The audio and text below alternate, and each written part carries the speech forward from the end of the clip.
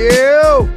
What's going on, everybody? Welcome to, gotta get that hat on. What's going on, everyone? Welcome to the Awesemo.com NBA Live Before Lock Show. 1 hour to go, specifically 58 minutes before Game 7 locks. Philadelphia 76ers, Atlanta Hawks knotted up at 3 games, going back to the Wells Fargo Center, and we're here to break all of that down for you on Father's Day.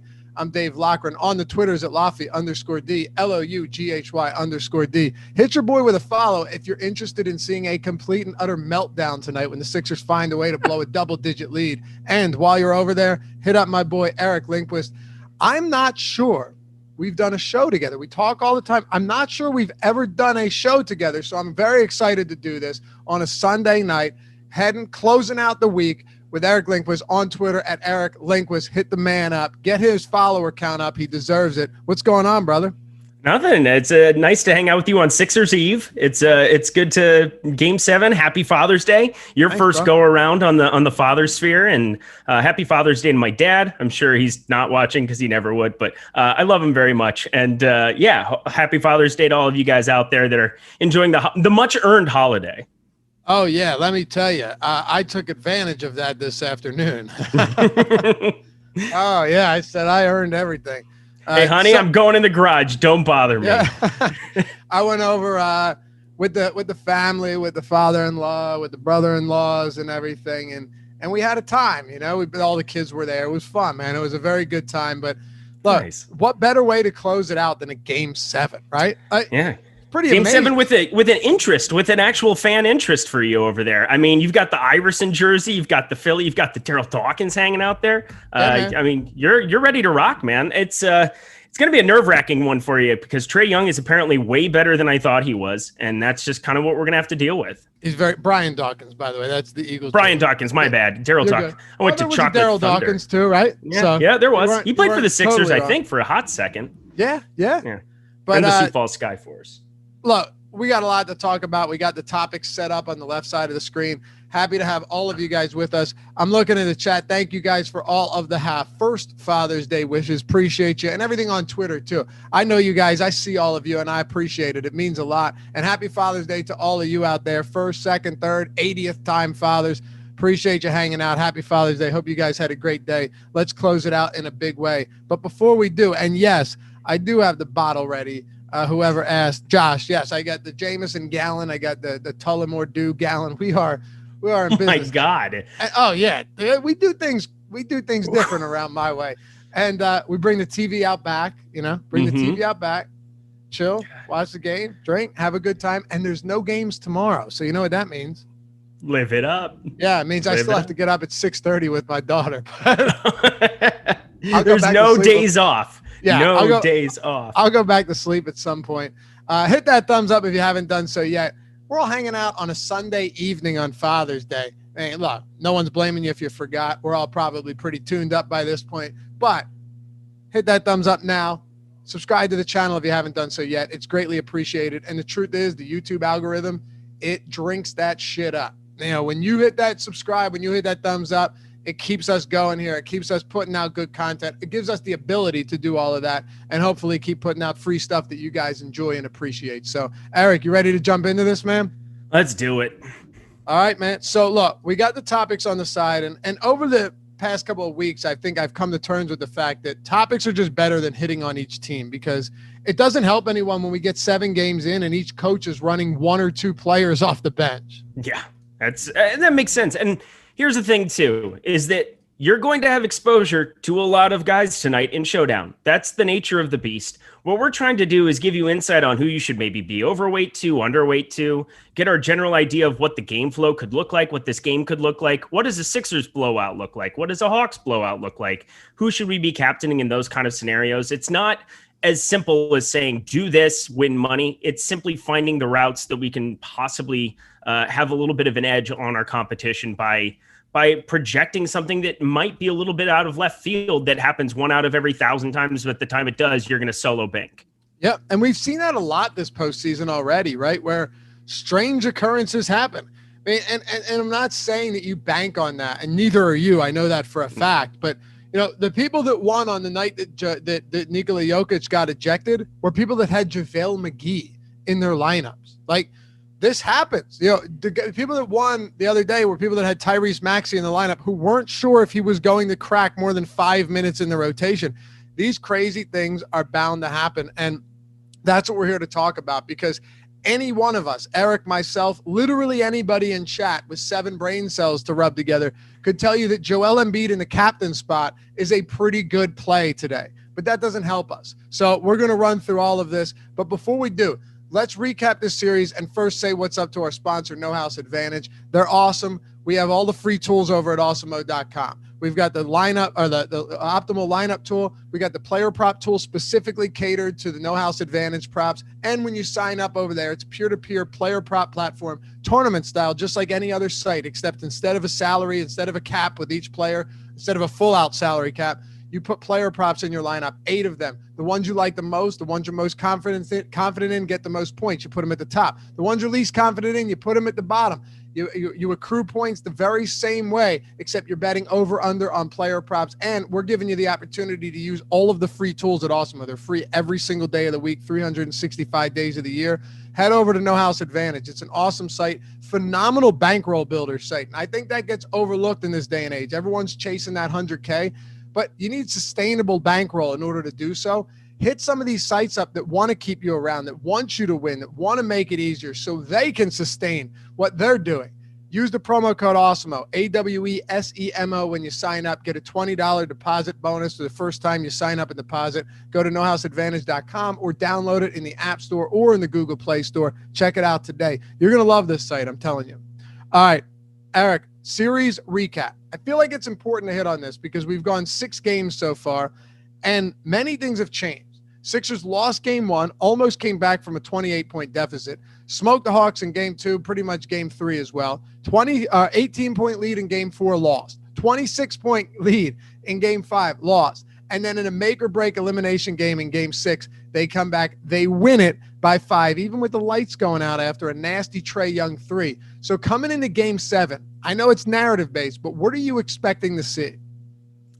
I am expecting the Sixers to kind of impose their will today. Okay. Like this, and they are laying 7 points, by the way, which seems like a lot. It's a lot. It's a big number, but I think that was the number for game 5 as well. The Hawks were really surprising in that spot. And it just comes down to the fact that I think Trae Young has been so much better than I ever expected Trae Young to be in these playoffs. He went into New York, slow-paced games, was blowing the doors off of it. I think maybe it's just simply shorting his streak here, because I think with Bogdanović, this whole pattern, this whole situation that we could be seeing here, I just think that it becomes limit Trae Young, and you're going to have no issue kind of getting through this. Now, that's a big task here from what we've seen from him the first couple of games, through the first, I don't know, however many games of this entire playoffs, but I don't know. Something just tells me that this is the spot where Joel Embiid really gets hot. And even in that game 5, 72.75 DraftKings points. I mean, he played 39 minutes. He was so effective in that first half. And in the second half, he seemed a little passive. It was kind of strange to me. This is going to be a massive Joel Embiid game. This is going to also be, I think, the first spot that we really see. And I'm scared to even say this because he becomes kind of my de facto guy that I think is just going to be a little bit underrated because he's been bad here and there. And we're not going to go to Ben Simmons. But Tobias Harris, I think, has the opportunity to be a guy that you could even play in the MVP on FanDuel. If you're trying to find the one guy that isn't Trae Young or isn't Joel Embiid, which is going to be, 95% of lineups over there. If you're going to FanDuel and you're trying to find the guy that I think has an opportunity to finally go out and do his thing, Tobias Harris sets up really well. It was nice to see him. I mean, he's been playing 37 to 39 minutes every single game of this series. Might get a little extra run here in this spot. If he gets going, there's really nobody else there as well that he could run away with this game for them too. So I like Embiid. I like Harris. It's no surprise. I just think it's a big double-digit win for the Sixers tonight. Oh, I think I got you muted. I think you're muted. Holding. Oh, we got it. We should be good. No, we're good. I went to fix my mic earlier because if it rubs up against the elbow, this mic stand, it starts to hum. Is my humming gone, Tyler? Yeah, I figured it was. Okay, cool. These are good things. I'm with you though, but I only because I want to be. I have a tough time having faith in this team right now, and one of the reasons for that we'll get to in just a moment is Ben Simmons. And I mean, at this point, I have broken Josh Ingleman, the man who never never, ever is willing to, admit his faults, particularly when it comes to shows, right? I mean, this guy will never ask forgiveness upon his sins, but I'm pretty certain that at this rate, he said it the other day when I said that Ben Simmons is out with 6.5 minutes left. Sure, you could talk about foul trouble and all of that stuff, but he didn't come in until 1:59 left in the game. That tells you all you need to know. And Josh responded with, I have nothing to say. He's broken. So when you can get Josh to flip, things get weird. But on a showdown slate, the sentiment towards Simmons right now has to be so incredibly bad that on a one-game slate, his ownership is sitting at 30%. We've got a lot to get into, Eric. So I think that's a solid recap and prediction on this game. Intrigued the Incredible says in chat, everyone says they're expecting the Sixers to impose their will every game against the Hawks. You're kind of right, but at the same time, they should. The line has suggested that every game too. They beat themselves, and I give credit to Trae. I really do. I give credit to John Collins, Eric. I give credit to a lot of players on this team, Danilo Gallinari late in games. But overall, when you look at this, if you're somebody, if you're a bookmaker, or if you're setting lines on a game, right? There's just no way you're favoring the Hawks in these games. You can't do it because you're going to get such lopsided action on the other side of it, no matter what, and from sharps.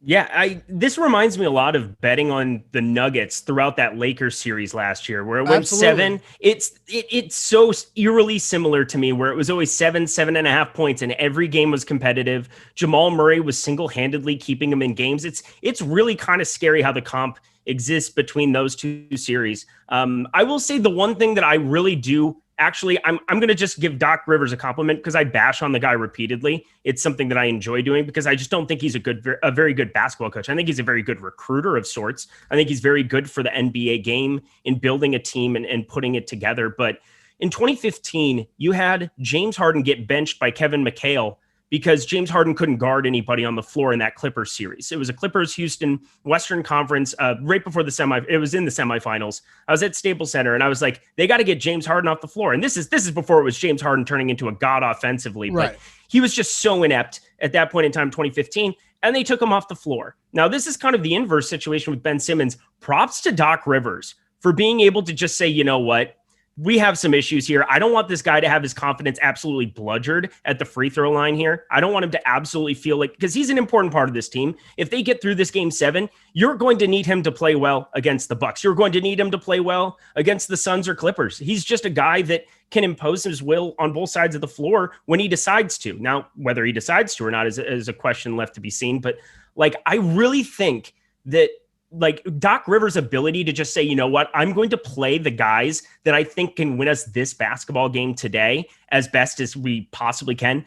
Going to Tyrese Maxey for 30 minutes was pretty phenomenal. But I will say that Ben Simmons is a guy now in this spot where it kind of goes on the flip side of it, where I could see him playing a lot more minutes and people are kind of sitting on here too. And we know that he can get stats in a lot of ways that aren't scoring. And I think you were over on his points prop last time out. I think that's probably just a clear stay away from me today. I don't really want to be touching it or playing with that. After last game, I have no interest. But I mean, it's hard to look back and blame myself. You could disagree. I'm happy to listen, but it's hard to blame myself when I look at it and think he had every opportunity to come out of that game after an awful game and make a statement and step up. And he just absolutely didn't. Granted, he was in a ton of foul trouble, but it was Tyrese Maxey that took over.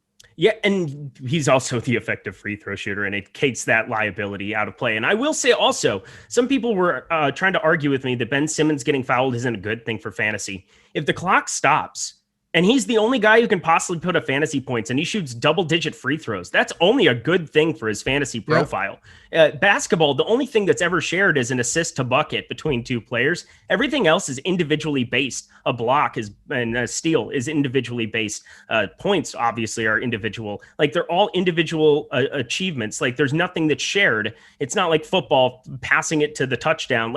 That's just not something where you're going to double dip very often in this kind of situation. So for me, Ben Simmons still has a lot of value. 30% is too low on him. I'm definitely going to be over the field on that. I'm making 40 lineups on DK, making 10 over on FanDuel, and that $7, whatever it is. I feel pretty confident that Ben Simmons is a guy that you can move up your board a little bit higher. I do think that his ownership comes in a little bit higher here as well. But I mean, if you're going to be Sixers onslaughting, I mean, it just becomes a question of like, yeah, do you want to go to the maxi chalk or do you want to kind of find a different pivot there? And I think Ben Simmons has triple-double upside in any spot. We're projecting him for right around 36 minutes right now. I think that's, very, very that's volatile. That is a volatile number. He could play 40. I wouldn't be shocked. He could play 25 and I wouldn't be shocked. But as you said, foul trouble. I think things are trending up for him to possibly be a bigger part of this game.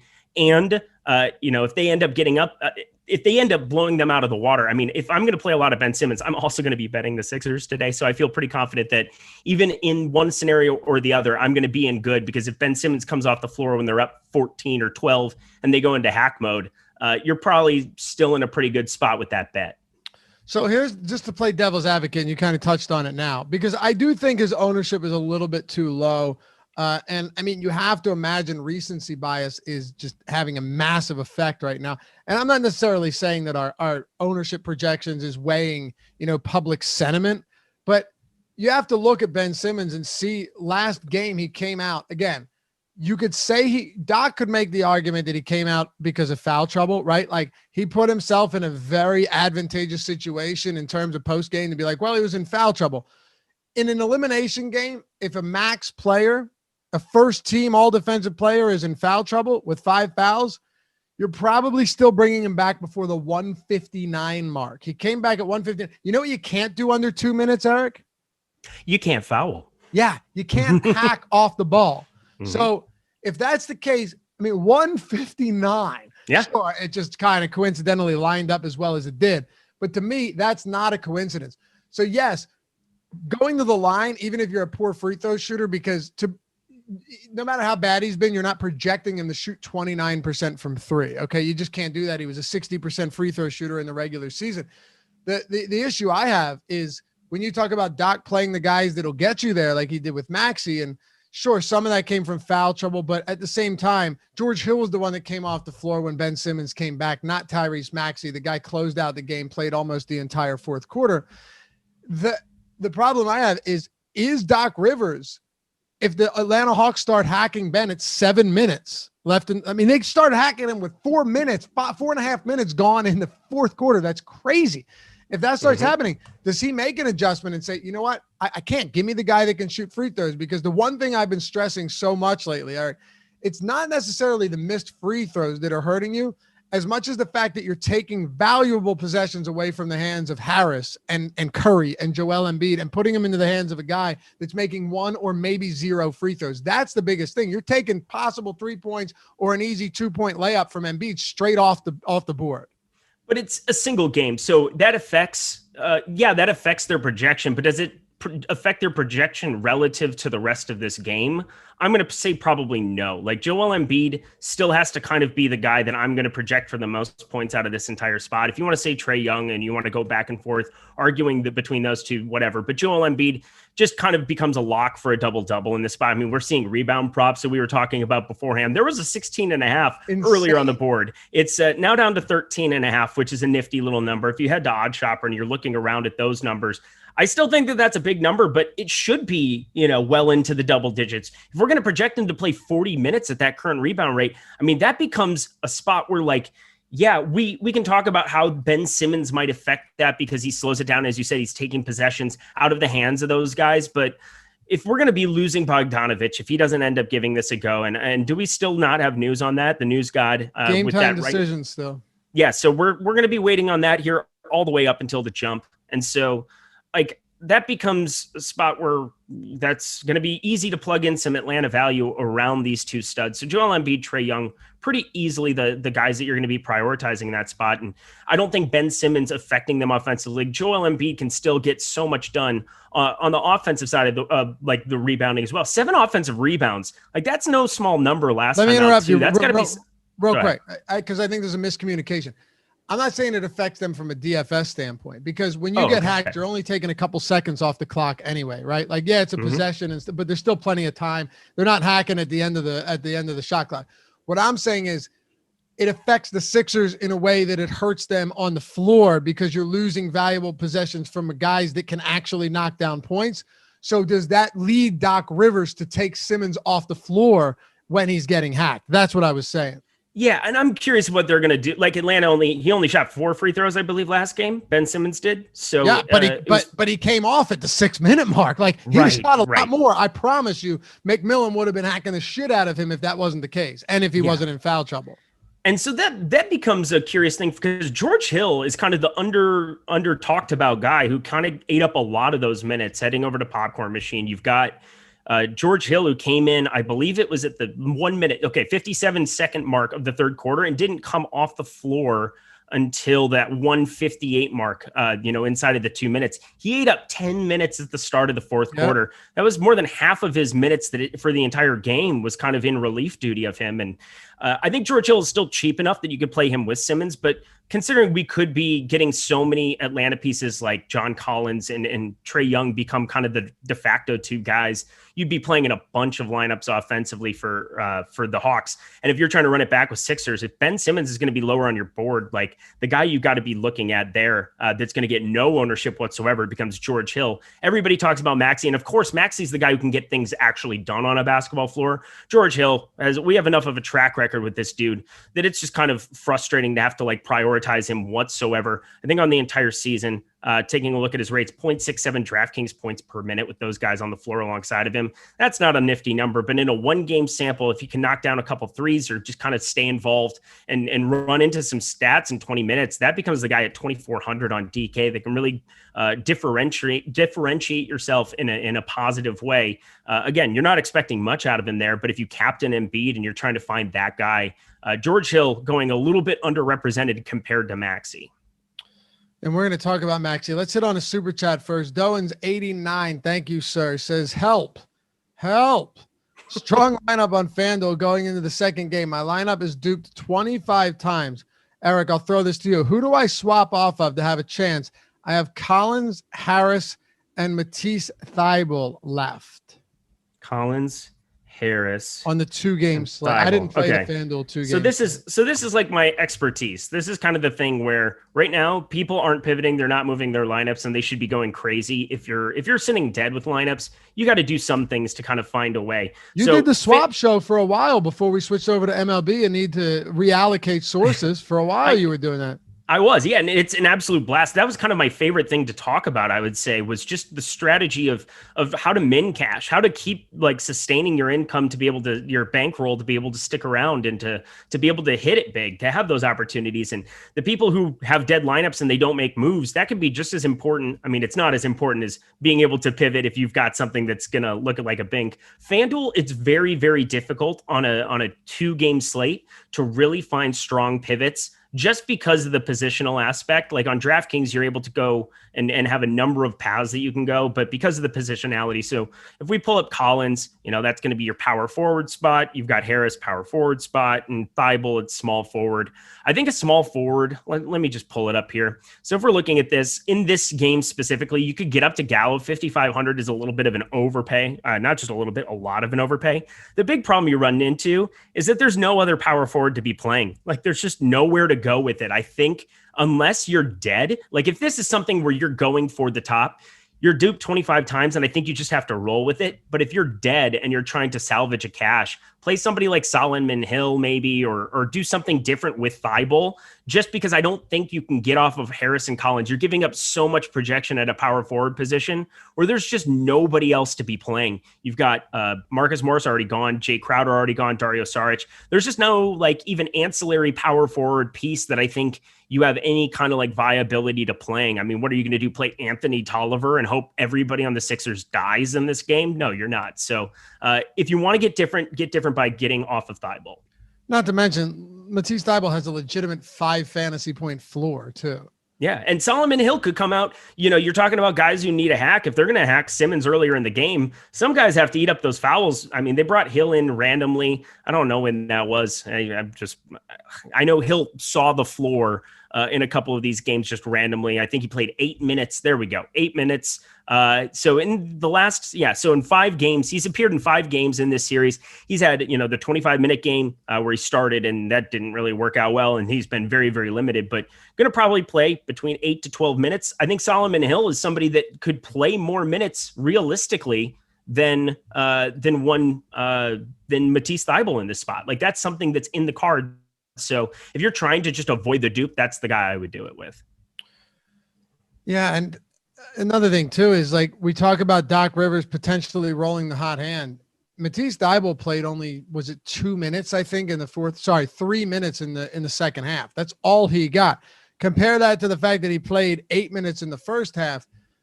If Doc Rivers tries to do something similar to what they did in game 6, because it worked. Now, granted, he didn't, Shake Milton had that huge game, was it game 2, I think. And then he got a bunch of additional run in game 3, wasn't good. And now he's kind of been, back out of the rotation in terms of not getting a lot of minutes. But there's like he played 14 minutes, ready, Eric, in game 2. So 1 minute in game 1. 14 minutes in game 2. He shot 5 for 8. I will come full circle here. I promise. It makes sense. And this isn't just to answer Doan's question. This is just general strategy. 5 for 8, 4 for 5 from beyond the arc. Okay. He was in large part the reason they opened up the lead and got that 16-point win. The very next game, he played 21 minutes. Okay.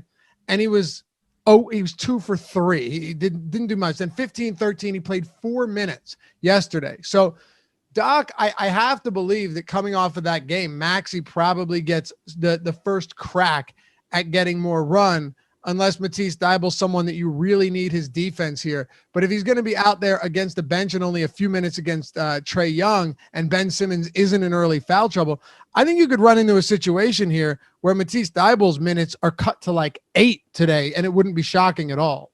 Yeah, not at all. But the one thing I would say is that everybody underneath him, Howard, Okongwu, Hill, Milton, just in terms of the priority on DK here, looking at the showdown, it becomes a question of like Matisse Thybulle's the one guy who can get the big time stocks upside. I would say Dwight Howard is going to still see the floor and can maybe pull a couple here and there. I wish he wouldn't, but you're right. He will.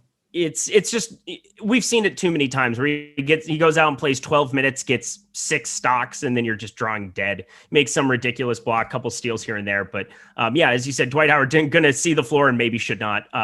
I like getting to him just because it gives you maybe a little bit of a different look. But I will say, Shake Milton, we get caught up in the recency bias of a lot of things. And, 21 minutes in the game after that, as you said, he was not nearly as effective. But there might be some paths where even it could work out optimally just to be playing a guy like Joel Embiid in your captain slot, making Trae Young or Harrison Simmons work, and then just punting off at the 1K number on a guy like Shake Milton. He might actually see the floor, and even if he doesn't, it could work out pretty optimally. We saw the other night where 2 1K punts or like right around 1K punts ended up being the proper build for it. That just is like the super ceiling game from either Young or Embiid that you'd be targeting in that spot. But it's hard to meaningfully project Shake Milton to do much. It's hard to meaningfully project anybody under 3K there. And, Matisse Thybulle, I'm pretty confident he's going to see the floor. How long? I don't really know. They don't really trust him to do anything offensively here. He had a pretty long first quarter rotation in that last game, 7:54 till the end of the first quarter. So, that was nearly 8 minutes that he was on the floor. Didn't show up again. It was kind of strange to not see him show up again, especially when you end up with a positive game script where you're leading throughout that entire third quarter and they started making a run. You'd think you'd bring his defense off the bench, but he's just proven that that's not what's going to happen in this series. The truth is, though, even like an Onyeka Okongwu could play 9 minutes tonight and give you 2 fantasy points per minute. In game 5, that's precisely what he did. He played 8 minutes, gave you 16 DraftKings points, played 6, gave you 11. Listen, in a regular season or multi-game slate, that's not what you're looking for. But if you pulled a 15 from Okongwu or even a 13 or 14 here, and a Thybulle gives you 8 and Dwight Howard only plays 5 minutes and gives you 6, that could be the difference. And you don't get excited to talk about Okongwu, but he's one of those options that, as a matter of fact, Eric, he has gotten minutes in every game in this series. While some of them have been single digits, when you have a center who can fall in the peripheral stats and doesn't necessarily need to handle the ball in order to get production, it's not shocking to think, okay, he plays 10 minutes. It's also another thing to consider. Clint Capella against Joel Embiid could absolutely get into early foul trouble. So I think taking all of that into consideration, I don't see him as a terrible pivot either, because it's not like Thibault. Yeah, and you're right. He has the stocks upside for sure, but his minutes are very much in flux right now. The guy's an awful shooter, and it's very possible that he comes up firing blanks too. Yeah, we're going to regurgitate the same point with this. I mean, it's just rotating through some of those guys, right, hoping somebody pops. And not only that, you're just targeting, as I said, you're targeting super ceilings like Joel Embiid and Trae Young. If they go for 70 and nobody else comes close to cracking 50, you're going to want them in the captain, and it won't matter. You're going to try to raise the floor. And part of raising the floor can be trying to jam in Harris Simmons or Simmons Capella and finding a path to get to them and guaranteeing your 35 plus from them, and then moving down to that bottom range and mixing and matching. And, what we think Curry, what we think like some of these other mid-range guys are going to do is going to be very important as well in terms of building who's that one guy in that mid-range that you absolutely need to be prioritizing. What's that one guy on the low range, whether it's Howard, Okongwu, Hill, Milton, whomever else, figuring out which one of them might be the one to pop, and then, hopefully avoiding as many duplications as we possibly can, because that's kind of the name of the game for me in Showdown. And,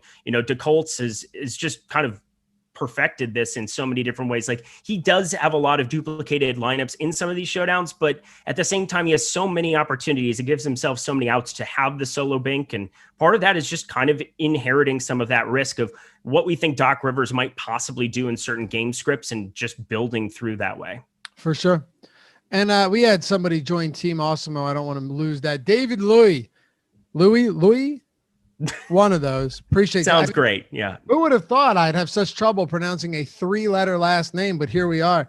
Welcome to Team Awesemo, brother. And if you guys wanted to, hit that join button down below. Look, it makes no difference to me whether you do or you don't. It's not something I'll ever promote in terms of like benefiting myself, but I appreciate the community feel here. You guys know that. The badges, having access to the emojis, and always taking your questions first when they pop up, because we appreciate you and appreciate all the loyalty to the channel and the show. So if you're in a position to do so and you want to join Team Awesemo here on the YouTube channel, we got you covered right there. Hit that join button.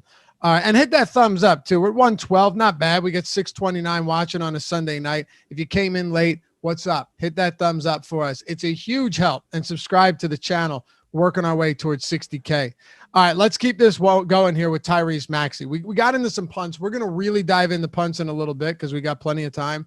But Maxey last game, Eric, played 30 minutes. He was fantastic. Now, like, the stat line isn't going to suggest that he was just purely dominant, but he was very good in terms of just orchestrating the offense and conducting an offense when Ben Simmons was out.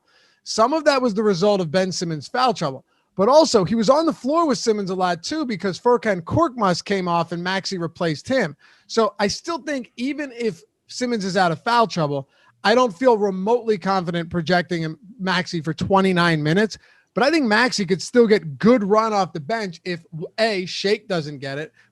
Matisse Thybulle could see curtailed minutes as a result. Of course, you got him at small forward, but still, that guard rotation is strange. And then Furkan Korkmaz could see very limited minutes as well. There is a path for good minutes for Tyrese Maxey again tonight, albeit probably not 30. God, he's nearly a point per minute producer, 0.94 DraftKings points per minute on the season. So yeah, if you get 29 minutes out of him, Yahtzee, good times. But the problem is now we're seeing the ownership actually exist there in a way where if you look at this going into last game, like, you would not project him for anything over 8 minutes in any spot whatsoever. I mean, other games in this series, 14, 5, 6, 7, and 1. That's ridiculous. And now all of a sudden we're going to see him over 20% owned, like, on this slate. I have to be hitting hard breaks here. As you said, it worked out almost perfectly to have Ben Simmons end up in foul trouble here, to end up like not being the guy who ends up closing.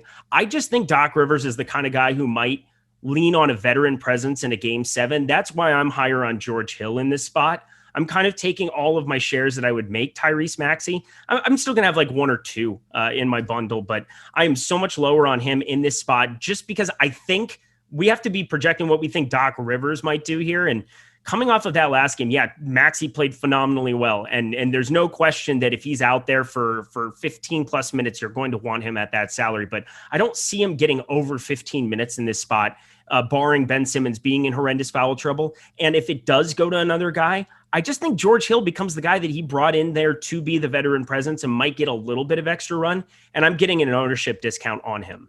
It's totally fair take. I'm opposite of you. Interesting. I think Tyrese Maxey gets the run today. And I'm going to tell you why. Okay. Their bench stinks. Like, yep. I agree that George, I was actually I was excited about the George Hill signing, not because I was like, oh, nice, we didn't get Harden or Kyle Lowry, but we got George Hill, but more so because, yeah, right, exactly. Let's have a parade.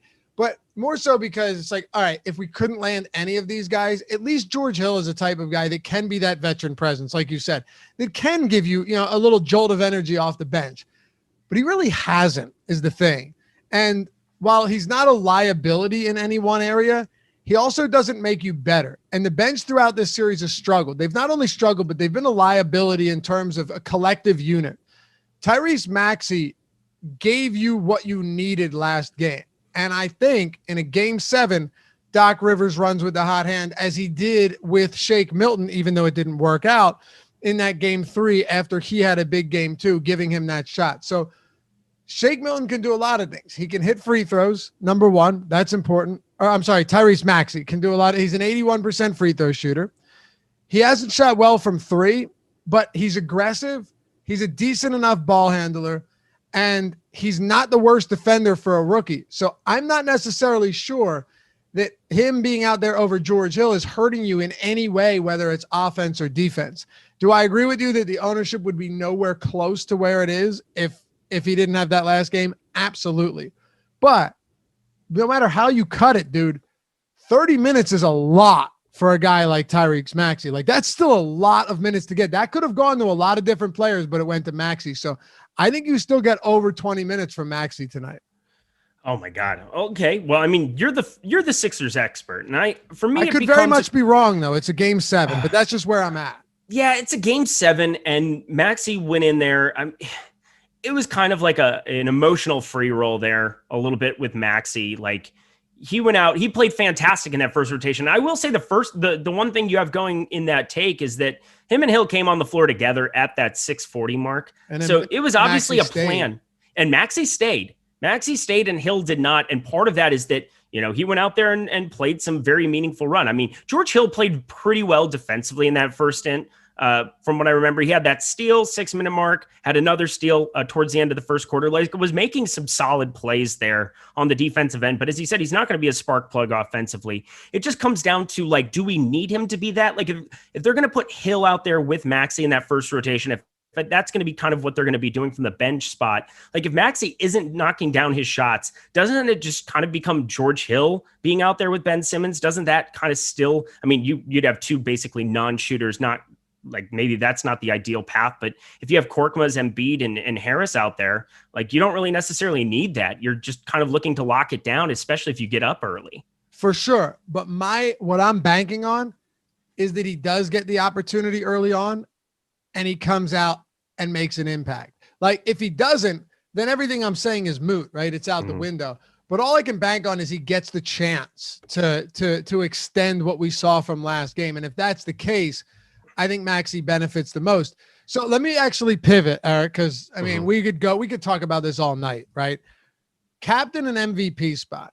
When Adam and I were doing a lot of showdown slates recently, we came upon several games where it was Brooklyn and Milwaukee, like showdown slate, then 2 days later, showdown slate. And it was like, okay, Giannis or KD. And if you want to get a little crazy and you think maybe Harden is in good enough condition, you captain Harden because his captain percent or MVP ownership is super low. But on a night like tonight, you have Joel Embiid, who on DraftKings overall ownership projected at 98% right now. FanDuel 95%, 50% in the MVP spot. In the utility, 10%, 24 in the star, 11 in the pro spot, and then 36% projected captain spot on DraftKings.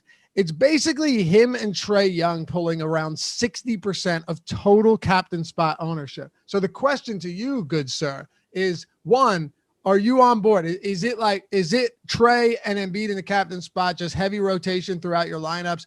Or is it, yeah, I want a ton of those guys in captain, but I actually have some interest in a Tobias or a Ben or a Capella, who I don't, but other people clearly do, in the captain spot?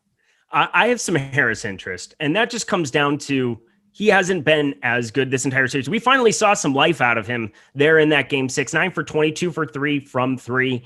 Actually was very, very involved offensively. That 2 for 11 game was so abysmal and so piss poor that it's hard to even imagine him doing something that poorly again. But we saw 43.5 out of him out of the first game, right out of the gate for Atlanta. I just don't think that his captain ownership has really moved up to a place where it should be. And we do have guys like Maxey. We have guys in the mid-range. Now Bogdanovich is in. Kevin Huerter, we just saw play 40-plus minutes last time out. There's a number of these mid-range dudes who are going to be playing big minutes. I got to think, for the most part, Tobias Harris is much more secure as a captain. If people are going to be captaining guys like Maxey, and I just think Maxey's ownership is going to be much higher than what we think it is coming off of last game. I think people are going to be very, very confident in that. So I'm hoping he just doesn't shoot the doors off of it completely. And I just think Harris coming in with the 4th highest captain ownership. I mean, I can't believe Capella is getting double his right now. And I think maybe that's just a product of what else you can get at 13.5 in the captain spot as opposed to 14.7 for Harris. I'm just prioritizing Harris because I think he has a big ceiling game we haven't seen basically this entire playoffs yet. And so if he can get the 50 plus, it's just going to be a shooting thing. And if we're going to be targeting somebody to shoot the lights out of it like Kevin Huerter did last game, or like Trae Young has been this entire series basically until game 4, I believe, where he was a little bit off, 8 for 26. There we go. I think that Tobias Harris needs to be the priority at the captain slot under 5%. I think that's a great call. And by the way, Tyler, are we just not highlighting the topics anymore? Oh, there you are. Yeah. We just give up on highlighting topics halfway through the show. He won Producer of the Year. I don't know if you heard from the tip-off show, Tyler. We might have to go back on that. Tyler, I think, produced one tip-off show all year, but we just thought it was fun. Well, I want to see that magic parlayed in the live before lock here, fella. We're on Captain MVP. I think when it comes to the Milwaukee Brooklyn game, and this is why I put this same topic in all of these shows, because it's just different every time. You could make a good argument that, hey, Middleton's a good captain, at 8% ownership. Holiday's not a crazy idea. There were several guys, but here, man, it's just the ownership falls off a metaphorical cliff. And even Capella, like you said, doubling up Tobias, that seems wild to me. I know people keep really wanting that big Capella game, and his salary continues to decline, which is another reason for that. But on 2-game slates, his salary has declined. It hasn't moved anywhere on showdown slates. And listen, this is an awful matchup for somebody like Clint Capella. I know that Embiid might not have the lateral movement to protect the rim like he did before, but Capella's an alley-oop guy anyway, maybe a little pick-and-roll opportunity. He's not going to get more than 8 or 9 shots up. He's got double-digit field goal attempts once all playoffs, Eric, and that was last game where he attempted 1. And then you have to assume when Joel Embiid has a rebound prop on some sites at 16.5, realistically speaking, at 12.5, 13.5, Simmons is a good rebounder. The Sixers have allowed some of the fewest rebounds in the league this year. It's just not a very good matchup for Clint Capella, and it's very much shown throughout the 6 games in this series. I'm having trouble getting there. Maybe you can convince me otherwise. No, so I have a theory, because we've seen a number of times. So I've been betting the under on Clint Capella rebound props. I've also been very low on John Collins as well, but maybe I should not have been. And this is kind of what I was breaking down earlier. There's been a lot of mid-range jumpers by Joel Embiid that's pulling Clint Capella to challenge him away from the hoop. Absolutely. He shoots so many Embiid shooting so many 8 to 15 footers right now. We've seen him fade away on the baseline. And if you're challenging those shots like you should be, that is going to just drill you on the rebounding side. So my favorite prop of the day, and my favorite prop for the last 2 games that they've been a part of, I've been smashing under on Clint Capella rebound numbers. And I think that it is once again a phenomenal number, just because the shots that he has to challenge in order to get defensive rebounds, which every single rebounder, that's the biggest portion of their rebounding that they're going to do is on the defensive end. As good as somebody like Embiid can be to get 7 offensive rebounds like he did in game 6, but Clint Capella has to challenge those shots. It's pulling him away from the hoop in a meaningful way, and we've seen 8 and 11 rebounds despite a spike in the minutes up to 37 the last 2 games. It just becomes he isn't going to be getting those blocks on a guy like Embiid, who's just tall and is getting the shot up over top of him. And then also offensively, just not going to be as involved because Joel Embiid is such a good defender. So terrible matchup for Clint Capella. He's all the way down to 11K over on FanDuel. It's hard for me to get away from getting to exposure for him in the utility, at least on that site. But I'm with you. I just don't think it's a great spot to be prioritizing Capella. And considering he's the fifth highest salaried player over on DK, he makes it pretty easy for me to be lower than the field is. I think that's a great point. And whether it's post-ups or ISO scenarios, like a lot of times when those rebounds happen on Joel Embiid misses, Clint Capella still has his back to the basket. Yeah, because he's got to freaking challenge a 7-footer who's elevating, and he's 10 feet, 15 feet away from the hoop. It becomes John Collins' session. No, I think that's spot on. And oddshopper.com, by the way, everything's totally free there. Seriously, it's a resource that you have to take advantage of. It's totally free. You can shop odds from any book that's available to you. You can track your bets. Even if you honestly just wanted to look up props by searching names, which is one of my favorite parts of it, you could type a name in, pull the props up for all of these different books, find where the best odds are, see where the over isn't juiced like crazy. I'll give you a perfect example, or the under for that matter, depending on what you're looking for. And some of these books that are giving out just free money everywhere, trying to lure you over to bet on their site, take advantage of those links and opportunities too, because you're talking like $1,000 risk-free bets and crazy stuff that isn't going to be there in a few years once this really opens up everywhere, and they're not nearly as well. It's just, look, check it out, oddshopper.com, totally free. A million different ways to take advantage of this free information. And we got NFL futures too, which is another. I'm obsessed with NFL futures, Eric.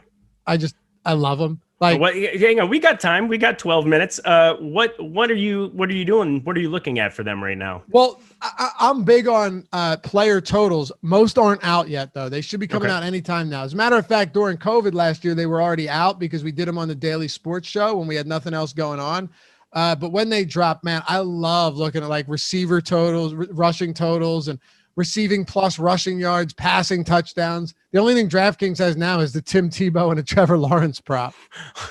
What a time to be alive. Yeah, exactly. Truly just Jacksonville rejoice. Yeah, it's insane. But Capella on DraftKings right now, his rebound prop is juiced to the under at minus 144. Like, are you taking under, or I'm sorry. No. It's juiced to the over. So if you're taking the under now, granted, you can get 12.5 in other spots. That's the number. 12.5 is the number. Exactly. Yeah. So under 11.5 is plus 112. But if you're looking elsewhere, you're getting 12.5 under minus 133. But pretty much everywhere else has moved to 11.5, which suggests that you were on the right track. And if you hit that earlier, you're already getting closing line value. Yeah, I jammed 12.5. I think there was a 13.5 that I saw for a quick second, but it didn't go through. So that was a bummer. But I think 11.5. So if you look at our projections, it completely makes sense that if you're going to put Clint Capella with his rebounding rate on the floor for 37 minutes, that should look like a phenomenal over. Like it just would make sense, like based on what we've seen. But what I've seen is Joel Embiid taking so many of these mid-range jumpers. And again, defensive rebounding is the priority when you're looking at a rebound prop. That has to be the number one thing you look at is defensive rebounding rate, because offensive rebounds are just such high variance. Sometimes you'll see somebody get a bunch of them. Sometimes you won't. It becomes a tough thing to really quantify. And so for me, Joel Embiid going to be pulling Clint Capella away from the hoop so many times. hasn't been playing as close to the rim as what we've normally seen and normally been accustomed to. And then also Clint Capella, a lot of the times he's had his massive rebounding games have been against like 3s and 4s where he's able to just sit under the hoop against another 5 that isn't moving, and he just racks them up. He just absolutely abuses those rebounds. And that's what we saw in the first series. So I do just big time really like the under on Clint Capella 12.5. What do you say we rip through these final topics and get the viewers what they're looking for here? Let's do it. All right. Before we do, Tyler, do we have a, sorry, I was looking at chat. Do we have a Hall of Fame segment? I thought we did because I'm pretty sure Alex Awesemo won like 50 G's, right? All right, let's hit that. We still have 10 minutes. Let's make it happen. It's the Hall of Fame segment. You want to know what that is? I'll tell you. It's the Awesemo Hall of Fame where you can win an Awesemo. Well, you're not even winning it. You're earning it. A Awesemo Platinum, Awesemo Plus Platinum, $99.95. Well, really $100 minus 5 cents value over at Awesemo Plus. It's ownership projections, player projections, top stack tool, boom bust tool, lineup builder, everything we have. And if you want to throw the lineup fantasy cruncher on top of that as an add-on, you got that too.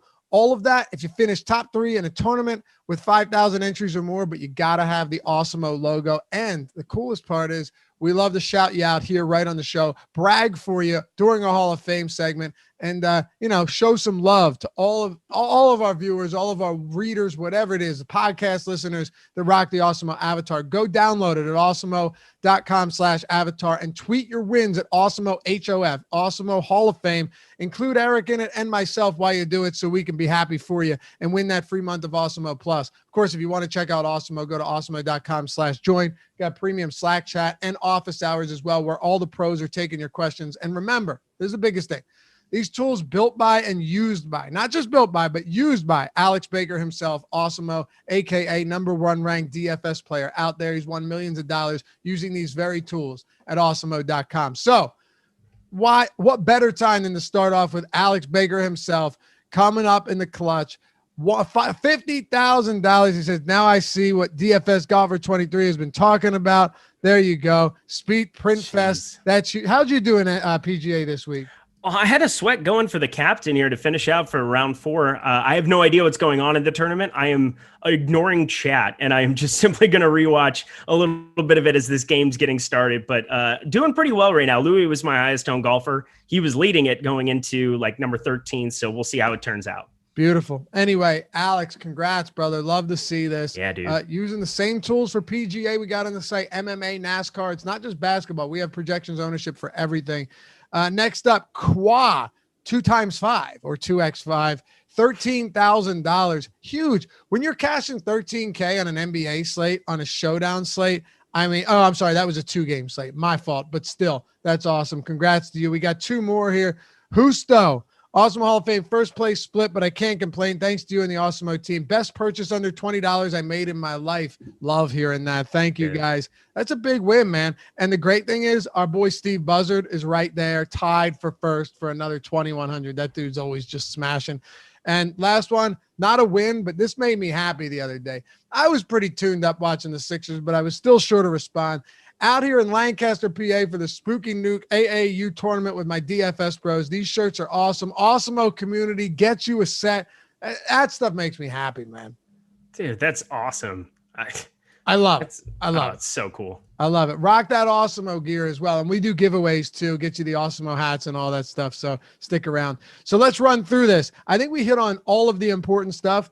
Now we'll just rip through these 1 minute each and get a breakdown or a recap at the end. Okay, rotation breakdown quickly. Any players that haven't been in the rotation or haven't been getting significant minutes that you think could get minutes tonight? No, I saw Bruno Fernando got suspended for this game, so that was nifty.